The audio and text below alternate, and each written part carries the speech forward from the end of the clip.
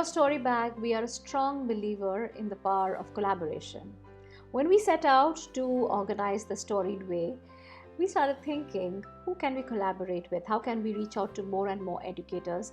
And how can we create value for educators in today's world? And I thought of OrangeSlates. I heard about them for the first time when somebody from YSB tribe of storytellers, a storyteller Adishri, started working with them, and she connected me to OrangeSlates, and I did a couple of their events. And watching them navigate through the educational space made me realize how beautifully we are aligned as far as our objectives are concerned. So quite obviously, I reached out to OrangeSlates, and they came on board. Today, on the Storied Way perspective, I have the co-founder as well as the CEO of OrangeSlates, Sindu Aven, with me, and together we're going to talk about our collaboration of what we hope to create for educators along the Storied Way, and why should more and more educators come and interact and watch our panel discussions, and what do we have in offer for them. While we are in this mission to create value for educators, we also want to enable deeper conversations around stories and storytelling. So if you're an educator out there and you're looking at upskilling yourself, knowing well what is storytelling and why should you as an educator dabble in it, and why should you know enough, just about enough, so that you can enable your students to make the right career choices in life.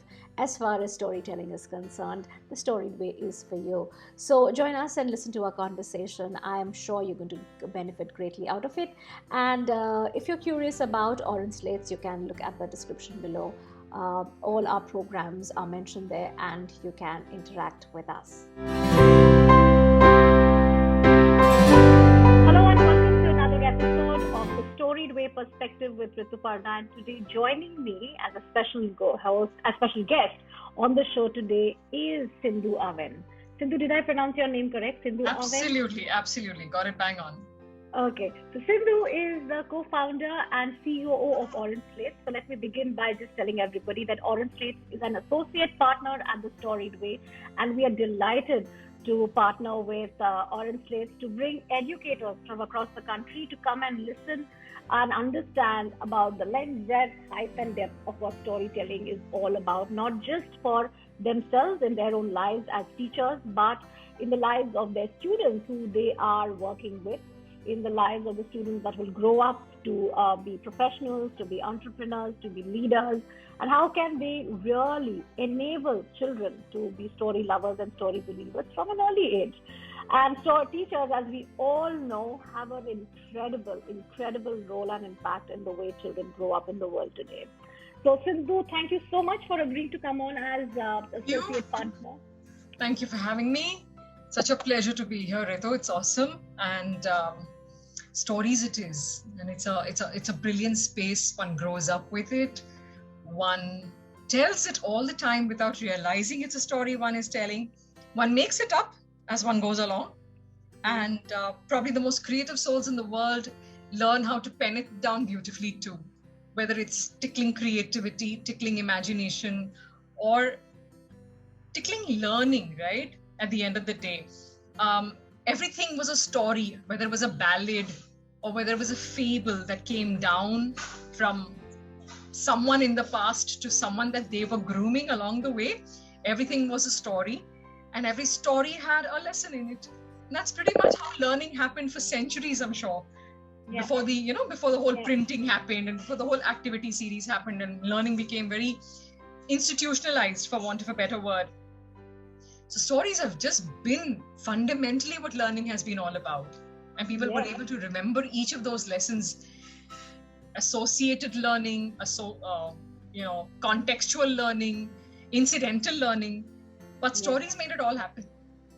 Absolutely. For those who are new to storytelling or perhaps have heard of it, we are from India.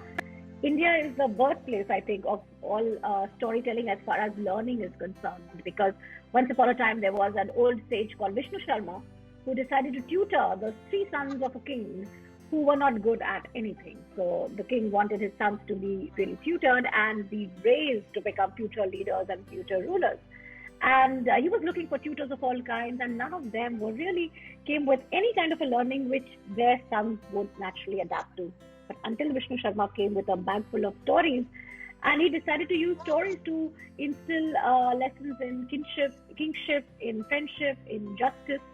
And all of these stories put together really helped them to become the future leader, hopefully, but also gave us the whole body of work called Panchatantra. And I do have my own theories about how stories are used today, and where and how can it draw, or how can it be used strategically by an educator in teaching something. But we're going to talk about that during this course and during the Storied Way for sure. So let's begin the conversation with Sindu. Sindu, you work a lot with teachers. So help us understand, what is the story of a teacher, like the life story of an unknown teacher? What would it be for you? Okay. Unknown teacher. Some of that kind of rings with the story of an unknown soldier. That whole perspective of was I known? Did I leave a name behind? Who knew I existed? Who knew what difference I caused? Typical India, I think, is the narrative space I'll use for telling the story of an unknown teacher. For those who came in without a conscious beat about this is what I want to do with the rest of my life, or I'm here for a reason. For those who came in because someone else told them to come in and to teach. But you have all kinds of people, Ritu. You will have people who, albeit they were told by someone else to come and teach, they still made significant careers out of their whole teaching profession. They did that too. Then there are the others who came in and went into a school and taught because it was convenient. Somehow they spent entire years and perhaps their entire lifetimes of a working space and time, and kind of faded away after that. You didn't leave a mark. You didn't have someone telling stories about you. You weren't the first teacher who somebody thought about when they said, okay, think of your school days and what's the most amazing time you've had. More than the lessons, it's the moments, it's friends, it's teachers, it's that institution, it's what it stood for. And if you haven't left that mark on a child in the time that you taught him or her, you'll be the unknown teacher. If you haven't done that, you are the unknown teacher. You navigated your career perhaps in the only way, which is summer vacation started, summer vacation ended, and I came back to school and it was the usual. I didn't upskill, I didn't leave my legacy behind, I didn't grow in the system. I existed. But if you're existing on account of a choice, then it's fine. And if you choose to be unknown and you've decided, no, family comes first and this is a convenient role that I have because it gives me the time, I have flexibility, then that's a choice you've made. But otherwise, fact of the matter is, the large chunk of it, like in a normal probability curve, you are falling into the broad spectrum of not having left a mark. That for me would be the unknown teacher. For me, it would also be that you lived your entire life, but at the end of the day, if even you as an educator had to think of that one day from my career which stands apart, where I really, really helped a child overcome a conflict or overcome a moment which was difficult for that child, if you can't recall that one day in your life, then there's something which is missing perhaps. And who am I to say? I'm not a teacher. I always tell people I am not a B.Ed, M.A. In education kind of a teacher. I've not studied teaching. But I taught storytelling and children's literature for 5 years in Delhi University, and I call myself an accidental teacher. I never ever in my life thought that I will call myself an educator of any kinds. But never say never. For the last 8 years, I have been teaching storytelling to a lot of people, women who come to me to learn storytelling, and to young teachers, teacher trainees. I've taught in teacher training institutes, taught in Delhi University, and I was considered a teacher for whatever soul's worth there is. But the biggest lesson that I learned while teaching, and I think that's my recipe of being a teacher, is I learn more than I teach. So what I learned is a large part of my students, they got into teacher training It's a professional course, 4 years, which is taught only in 7 colleges in Delhi University. Most of them came in not wanting to become teachers. They came in because their parents said, no reason to study mathematics honors, no reason to study chemistry honors, no reason to study history. Become a teacher. Because if you become a teacher, you will get a secure job, you will get married, you can have children, you can raise your family, you can still keep working, it's going to be okay, morning till afternoon, you're going to be back, absolutely stress-free job, secure. Nobody's going to throw you out. No challenges of, meeting a deadline, meeting a target, meeting, all kinds of competitive elements of a corporate life. And you don't have to, justify being a working woman. So with all of these connotations, these young, ambitious millennials came into becoming teachers. And the first thing I always asked them in my first class was asking them, who do they want to be like? None of them wanted to be like the teachers that they had in school, unfortunately. Very few, in a class of 50, maybe 1 or 2 would say, I had a great teacher. And about 95% would say, no, there was nobody who I want to be like. That's sad. And that is so sad. That is sad. That is so sad. I asked them, my question is, who do you want to be like? Where do you see yourself? What kind of a teacher do you want to be? Like here. Where, can you just use your hand to show that? I want to be like, okay, teacher. I want to be like, competent teacher. I want to be one of the best teachers in school. I want to be like the teacher who's remembered. So I would create these little, benchmarks for them. And they would be like, they don't want to be there. They're like, and for me to understand and go through that, and here I am trying to inspire them about storytelling, trying to tell them that what storytelling can do for their careers and how can they can transform classroom, learning, teaching environment, being like a teacher, and they don't have any role model to go back to. In fact, for them, stories itself is such a boring subject that, it's something to put you to sleep. It tells you, it controls you, it manipulates you. Your teacher will tell you that, listen to the story and just answer these 5 questions in the end, and that's it. There is no conversation behind it. So they did not have anything. And for me, my biggest challenge was to break that myth. So, Sindu, do teachers need to be storytellers? Not just to teach. Forget about, how they can transform the classroom learning. We have a panel on storytelling in the classroom. And we're going to have talks and conversations on it. But it's not just about the classroom. Let's talk about the teacher. What does it do for the teacher if they are a storytelling teacher? Okay, so I firmly believe that teachers are performers. Okay, that's why you remember them. And for a performer, it is about a script which is well rehearsed. You're ready with it. You're ready with your questions. You're ready with what you're going to do in terms of poking, that slight nudge that you have in that content that you want to teach. You'll create this little poke over there and say, okay, here's your question. And you throw it out there. So effectively, the story which has the 5 questions at the end is what the child is fed up of, because there's a system that says you need a rapid reader. And that rapid reader has 5 questions at the end, which is a context of how you've understood the story or not. But the teacher didn't have to use the 5 questions, right? The teacher can tell the story, or the teacher can ask children to tell the story. But storytelling is essentially what every teacher does do, whose story is history. At the end of the day, history is a story, right? Someone wrote it, whether it's a victor's view or whether it wasn't a victor's view, but it's a story. And that story has so many sub-stories and plots and twists and turns in it that it's probably the most exciting ever chapters written. To know how your country is the way it is and why it is. Or scripting for the future, Ritu. Yeah. That's the other way around, right? What am I scripting for myself? What's my script as a student learning? Where do I want to go with this?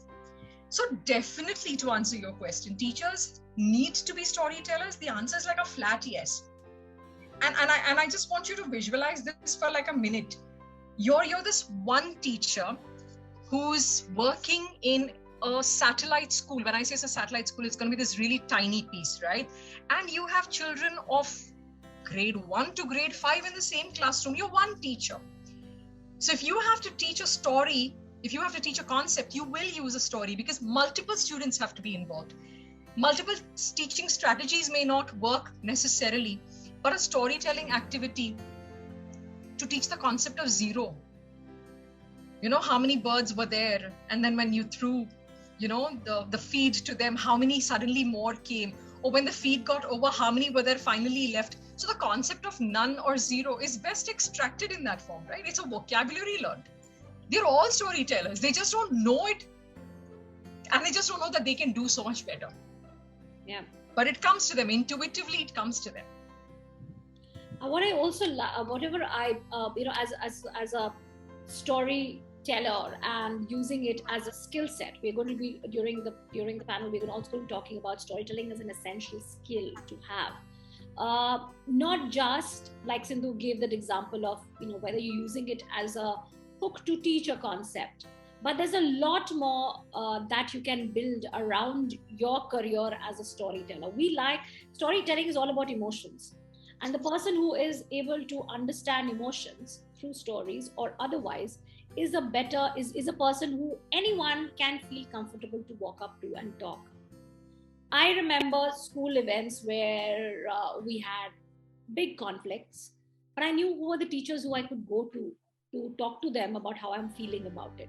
Oh, yes. And they were the teachers who sat down and they heard my story and their share of the story, to not judge, to not say you are right and you're wrong, but to use the listening ear of a story to really tell us that it's all right to feel like this.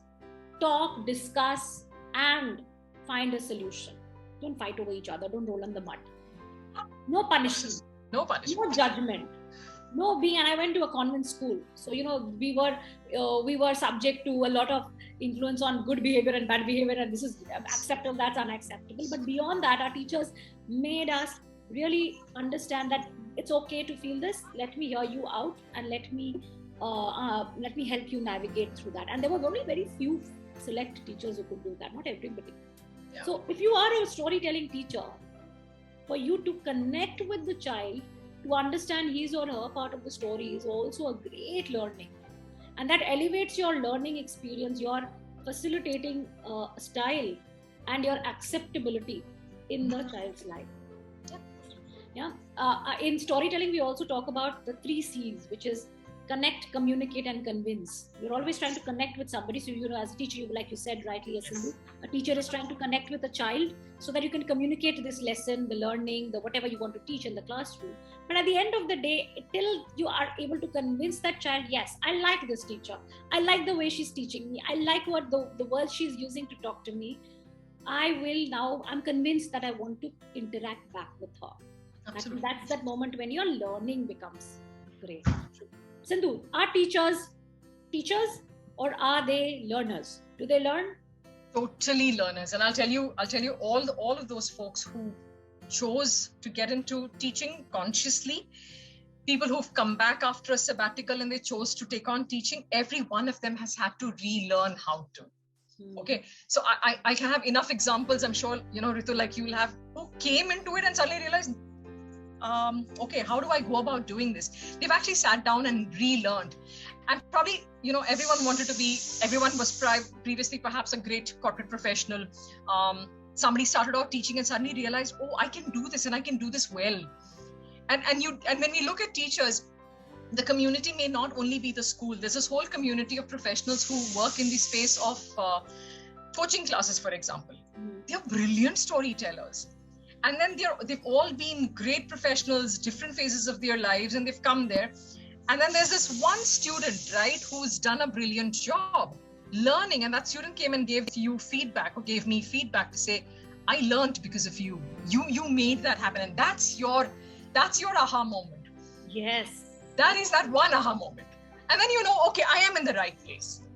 And if I can get to repeat this magic time and over again, conscious efforts, that's it. That's all that needs to be. That's why teachers do definitely make a difference. I mean, they're definitely there. So, like with OrangeSlates, it's a platform where teachers and educators can go and learn different skills which are required in in their teaching careers, storytelling as a skill is something that we at Your Story Bag do teach. So in the last 2 years, we've seen a huge change in the way educators have had to learn a lot of new skills. Absolutely. And right now, as a storyteller and a trainer, I get specific inquiries about how can we make storytelling more powerful in the digital age. How can we use technology to make our stories better? How can we create technology-based products for our students? How can we read aloud a book using Zoom or virtual platform? And these are questions which were never asked before. And I do see some teachers stepping out of the school and also taking up learning storytelling by themselves. Yes. So why don't you tell us something about, Sindu, about how our teachers interacting on the OrangeSlates platform? What are the skills that you're trying to build for them? And how has COVID changed the requirement of skills overall in general? Okay, so starting with the fact that teachers are definitely lifelong learners, and I'll start again over there from there, because COVID suddenly rewrote that context. And you've had a fraternity out there, Ritu, nothing to be ashamed of, but honestly, technology and use of technology was a difficult one for teachers, mainly because it wasn't a demand, it wasn't a dire need, right? So one got into it, one learned whenever one had time. And all of India is not the metros, right? So you had teachers who then didn't have access or didn't need to. They never came across it. Suddenly, COVID had multiple issues. One being, I had to reinvent myself as a teacher. I couldn't do what I was doing exactly in terms of holding a book and using a screen to teach it. So this fundamental shift where different pedagogies had to be used, different tools had to get used, different ways of testing had to come in. OrangeSlates became that for the teachers. It became that one spot where they would, come on and say, okay, here's what I need. I need to figure out how to create videos, and I need to do this in 1 week's time. Or I need to use a new pedagogy which will work for a screen which is literally blank in front of me because children don't switch on their cameras.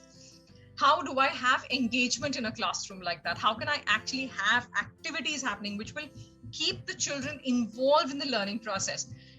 This is what OrangeSlates set out to do for the teachers at that time.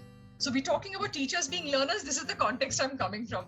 They've literally had to upskill themselves 10 times over in a very short span of 2 years. And now, Ritu, there's no going back to I used to be that way. Right? So this I used to be that way doesn't exist anymore. I've crossed, the river shall never be the same, right? I've crossed onto the other side now. And I definitely want to keep that alive. You have a whole world opened up, Ritu, because of the skills that teachers did come in. You now have hybrid schools.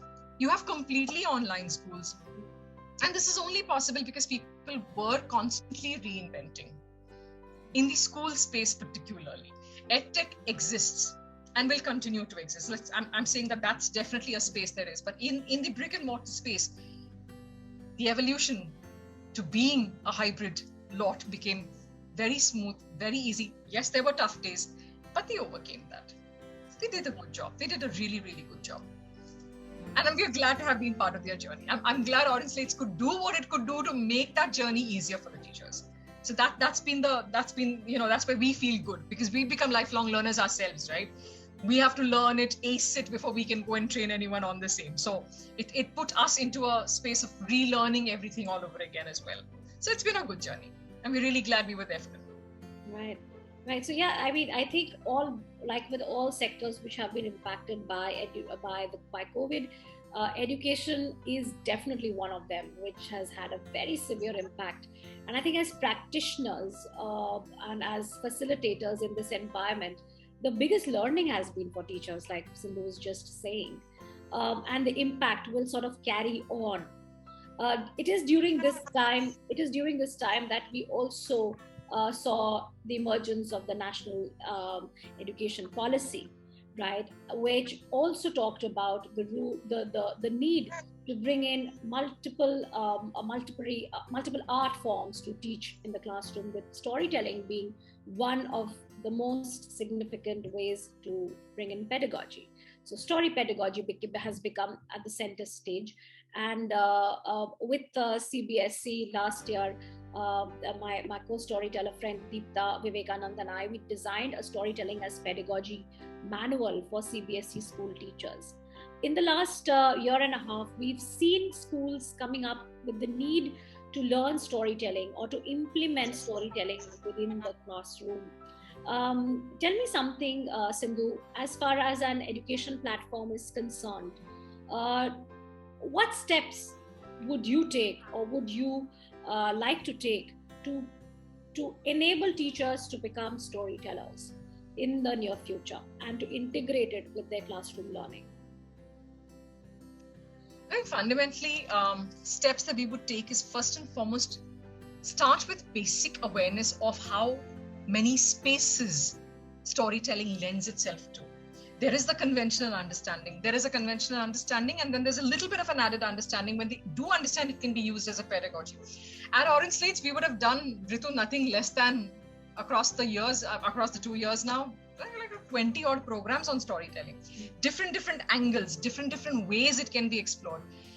Adaptability and use is also a context of my environment as a teacher, right? So I, as an individual, learning it, whereas in my ecosystem, the school has to be friendly enough to be accepting that also as a pedagogy. And that's the brilliant part of what NEP's brought in. You know, NEP's brought in new pedagogies, or modern pedagogies as we're calling them. And it's brought in multilingualism. Yeah. And stories sometimes, and that's the thing, right? If you're talking about, I don't know, when you talk about history and geography, one thing that comes to mind is you don't learn about history or geography just by the physical or the rivers or the occupation. You learn it by life and the language that people live and use. And those stories that they have is what makes it easier to understand culture. Yeah.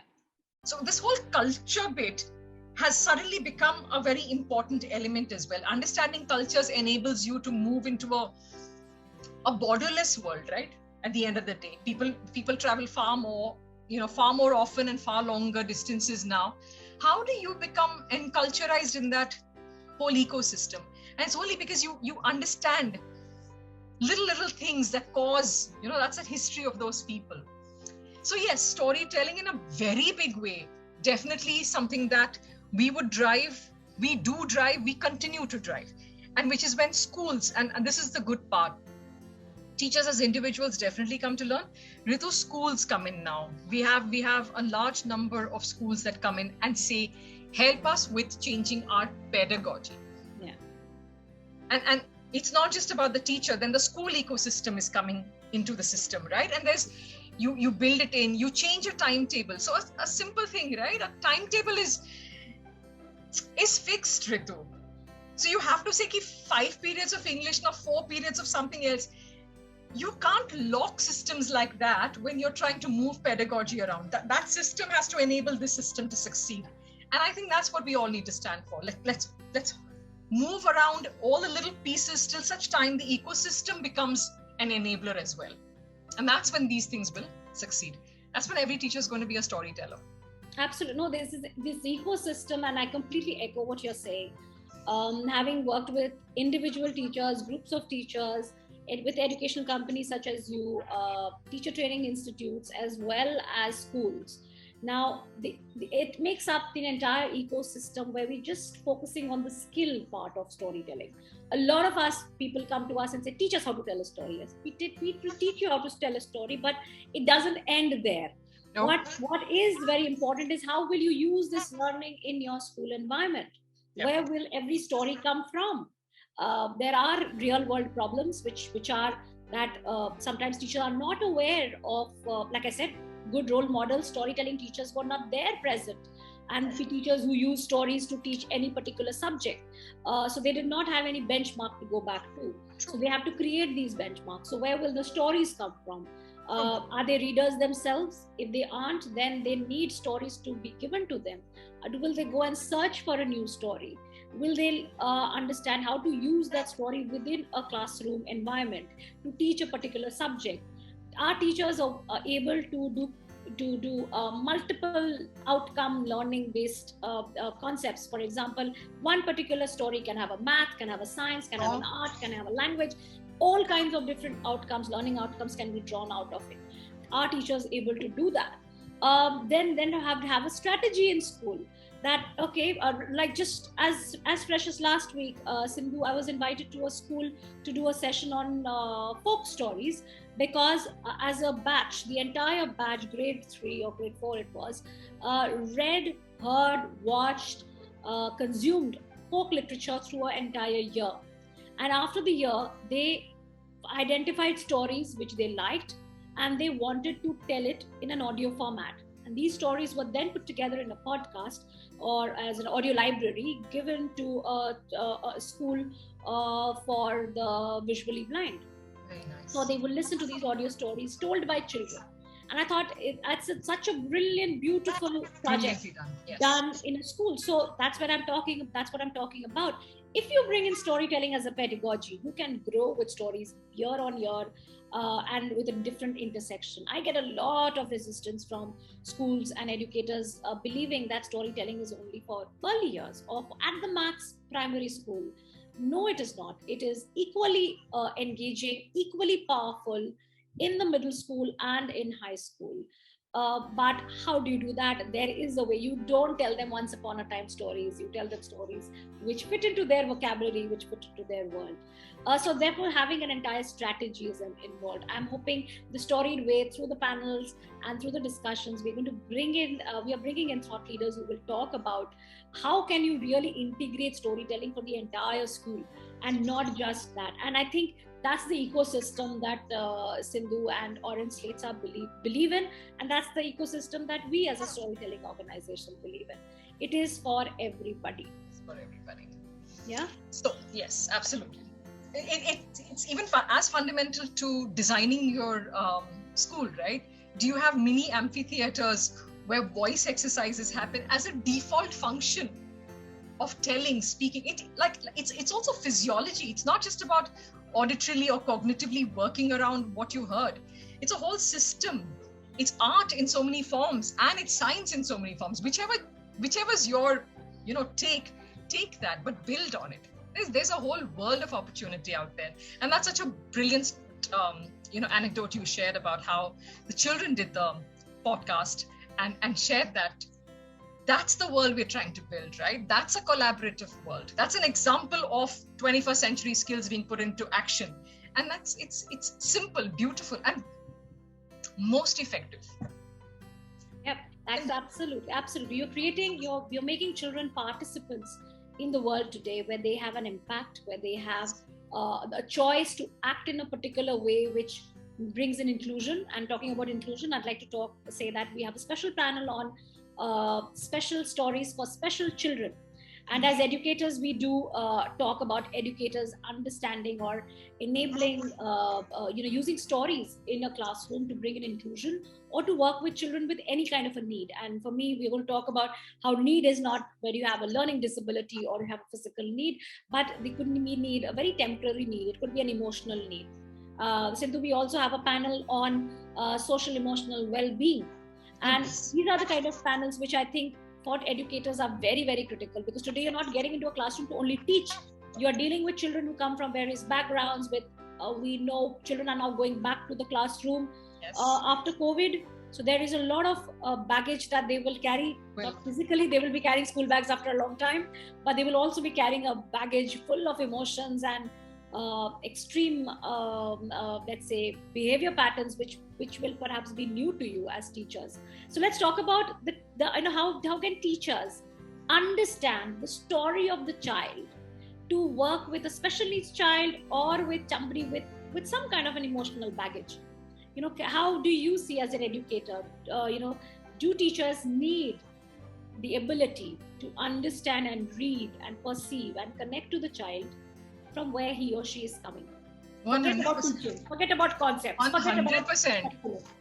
100%. So, and it's very simple, right? It's about simply establishing a world of trust. It's about establishing that 100% world of trust where every child going by or being in your classroom will feel the need to stop and tell you if they have a concern of any kind. And if they're not telling you, how do you, from small little actions or small little instances that you see in that child's life, repetitive behavior, maybe it's absenteeism, whatever it is, but are you digging deep enough? Are you getting involved? The answer to which, Ritu, is very simple. The answer is yes. Does a teacher need to have the skill set to do that? But she needs to be trained on how to do that. So the minute you're dealing with a child who's probably having a learning difficulty, you must understand an Indian social context is where a parent may not want to accept it. But you as a teacher have a responsibility to ensure that that child learns. Now, the child only has a learning difficulty. It can be overcome. Do you need the parent's help to overcome it? The answer is yes. Do you have to be a great communicator to go and talk to that parent in a manner which is going to be a constructive outcome, positive outcome? But please do. Nobody else will. You have to be the fearless one. You, the teacher, has to be the fearless one because the parent is already scared. Yeah. So if you're going to then also shove it under the carpet or, pull a curtain over it, it won't work. And the child's not getting any of the support systems that he or she needs. Do you have to be the torchbearer? Undoubtedly. But at the same time, you have to be cautious as well. You have to be 100% sure before you go and you talk to a parent because you've observed it's a repetitive behavior or you've observed multiple instances. You've seen something that you're 100% sure of. And that's when you go in and you do a study. So teachers also need to be trained. The current scenario doesn't help a teacher go beyond pedagogy. Let's understand. She's not trained on the other side of special needs, or for that matter, even a socio-emotional learning context is not something she comes prepared with when she's stepping out of college. And neither is it part of a mega ecosystem in a school on an everyday, level. Everyday level is still about portion completion, conceptual clarity, examination outcomes. I would call it very operational. So it is. Within that, like with every other industry, I think the teacher community, the education industry is also, there has been a change. And I think as educators, as facilitators, both OrangeSlates and your Story Bag, we're trying to enable teachers to navigate through that. And whether it's learning specialized skills or whether it is learning how to use storytelling for these specialized skills, we are here to help you. And a lot of these answers will come across the Storied way. We'd like to invite educators to come and interact with us, attend the Storied way so that you can get to understand how can you use storytelling in multiple ways and how can you grow as an individual teacher as well, learning new age skills which will help you augment your career. So Sindu, on that note, thank you so much for being an associate partner. Can you tell us a little about OrangeSlates and what can educators get by, because a lot of our educators will come onto the platform to watch these panels, but also hopefully interact with our organizations to augment their career. So what does OrangeSlates offer to them and how can you help? So simply put, OrangeSlates is an online community of teachers and educators. Most of these teachers and educators have chosen to be here to upskill themselves. So you are looking at a community that's here by choice and not necessarily because your schools have said so or any other external forces said so. So these are your torchbearers going forward. And with them, with this entire episode of your Story Bag coming in and looking at this as the storied way, Ritu, it works brilliantly with NEP, with story pedagogy, with story pedagogy being a key component of how special needs will be catered to. So I like the whole construct that you've built around this. And it's a sure shot for a teacher to attend this simply because it opens up a whole range of possibilities for that teacher. To think of things you've not thought of before. That's like the first step, right? So that's where, what we would be doing is encouraging all the OrangeSlates teachers to say, come, listen, learn, and then take back and decide what part do you want to implement or what do you need further help on. Let us know. And, together with your Story Bag, more than happy to deliver those outcomes for you to go back and use it in your classrooms. And we're here to support, and we're here to facilitate and make sure you succeed, because your success is imperative to a lot of other factors that these children look forward to. Absolutely. And have a holistic picture, because Absolutely. when I started off as a storyteller, a lot of people said, is that even a field? Can you build a career around it? Is this even, who will come to listen to you? Do you tell only stories to children? So think of it like a career. Think of it like people have built enterprises and businesses around storytelling. So if you were to talk about storytelling to your own students, about it being a career, what can you tell them? And how can you be better aware beyond the doctors, engineers, and the MBAs? There is a world for creative artists, and how can you make storytelling a career? So if be well informed, be ably informed, meet storytellers who are telling stories in various formats, so that you can put the right picture forward to your students, and definitely you can inspire students to become teachers themselves. Absolutely. By being great storytellers. That's my ultimate objective, that if you are a great storytelling teacher, I mean, there's a teacher and there's a storytelling teacher. I'm here to create storytelling teachers who are very well aware, and they can influence a future generation of teachers, so that they don't get into the profession by saying, no, I want a secure job, or I just want that. I don't want to be that unknown teacher, like Sindu said in the beginning. We want to be a known teacher, or teacher who leaves a legacy behind. Absolutely. So all this and much more are the Storied way. We'd like to invite all educators to come and listen to us. And Sindhu is going to be there in the opening panel on the 20th of March. And we have events all the way till the 27th. We also have boot camps where teachers can come in and register at a very minimal cost, which is nothing much.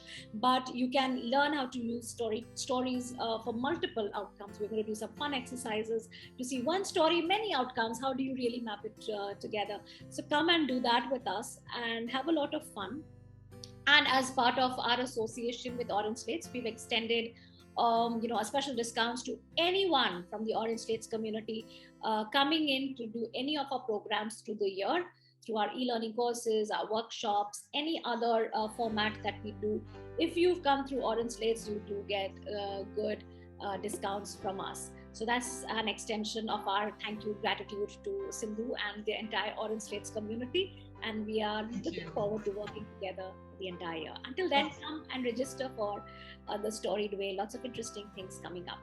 All the very best. All the very best. Thank you so much for having us. Thank you.